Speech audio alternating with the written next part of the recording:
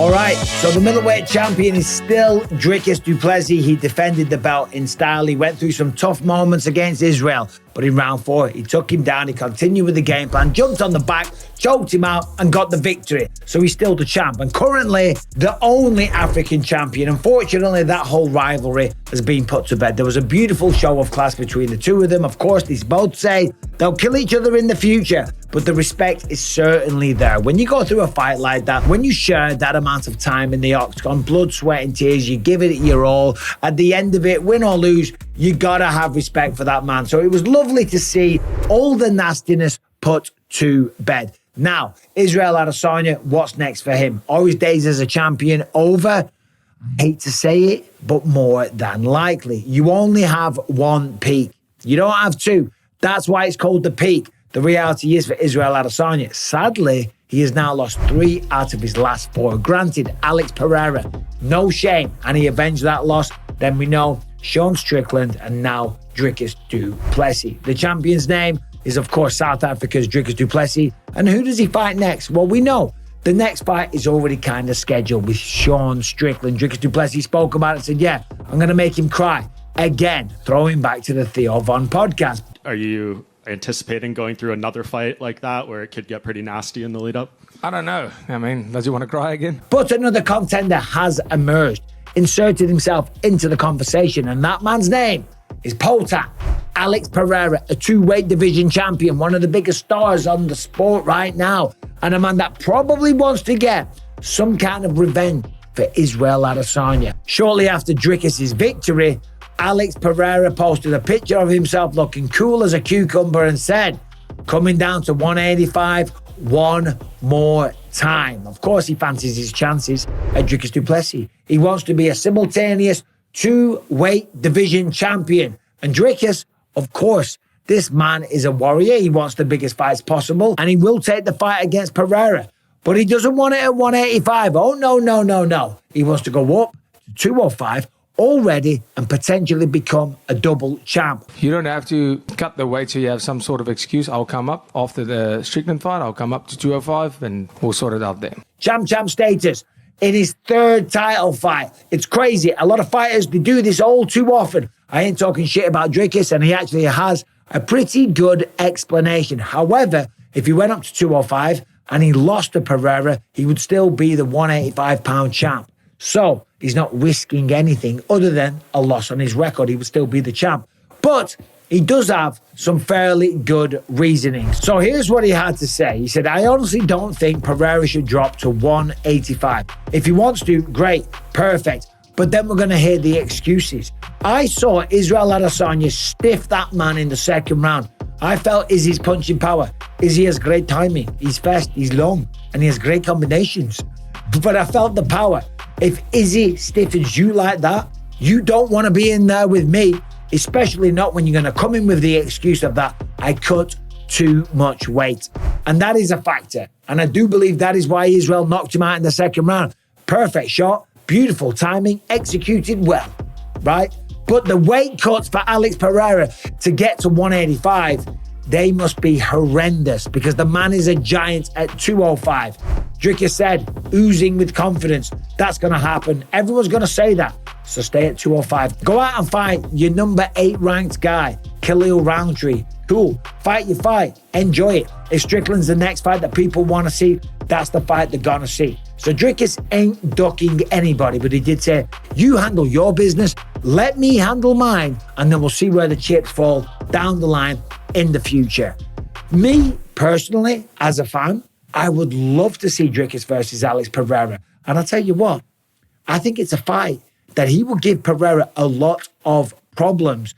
We don't see too much grappling from Pereira. Look, listen, he's going to fight Khalil Roundtree. If he is victorious, and I'm assuming he's going to be a massive favourite with the bookies, the next guy's got to be Magomed Ankalaev. However, for a fun fight, for a champ style fight, for Dricus Du Plessis to step up to 205, for the UFC to take the UFC down to South Africa for the first time, maybe that's the fight that they do it. Alex Pereira, Dricus Du Plessis. In fact, no, they would do that on American soil.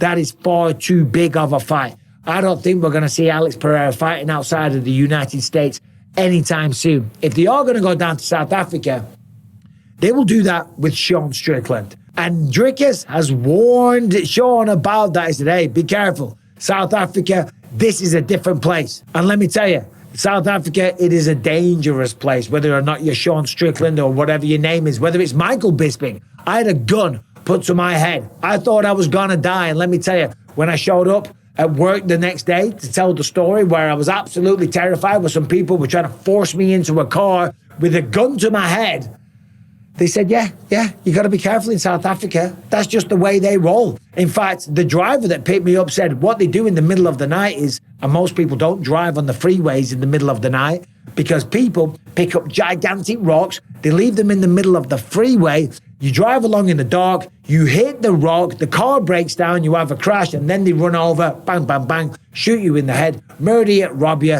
and that's just the way it goes in South Africa. And Sean Strickland won't be bringing his massive array of guns to South Africa. It'll just be him with his fists. So be careful in South Africa. Anyway, what fight would you rather see right now for Dricus? It's going to be Sean Strickland. But I tell you what, it is a fight that is kind of mouth-watering. Dricus Du Plessis versus Alex Pereira. I'll tell you what, listen, stylistically, when you see the takedowns, when you see the way that he took Sean down, when you see the way that he took Darren Till down, when you see the way that he's knocked people down, the way that he finished and submitted Israel Adesanya, something that nobody else has been able to do. Yes, at 185 pounds, Alex Pereira got the stoppage due to strikes, but no one's took him down, held him down, and choked him out the way that Dricus did. And if he can do that to Izzy, he can probably do that to Alex Pereira. And let me tell you, the punching power that Dricus has, he's nowhere near as slick. Nowhere near as slick as Alex Pereira. He's a little awkward. He's a little weird. The timing's off beat. It's off rhythm, but it's effective. We saw that Saturday night. He hurt Izzy with almost every single shot that he landed.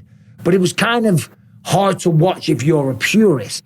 That was one of the fights where now I start to understand the critics. Some people said he doesn't look very good. And I was like, what are you talking about? He looks great. He's just got his own unique style. Saturday night, he did look herky-jerky. He did look kind of clunky, but he was super effective. He was super effective, and he would be effective against Pereira, certainly if he mixed up the takedowns. But still, that remains to be seen. Right now, Pereira has got to get through Khalil Roundtree Jr. I'm going to do a video on that one tomorrow. That's not a given. Khalil's on a 5-fight win streak, and a lot of stoppages in there as well. Last time out, had a really, really dominant performance and a good stoppage over Anthony Smith. So that's not a given. And the moment you start feeling like these are just foregone conclusions, that's when you lose. You cannot underestimate anybody. Yes, Pereira's massive. Yes, he's got great punching power. But look at Khalil Roundtree Jr. This man is built like a tank, and he has massive power as well. So, as I say, not a foregone conclusion.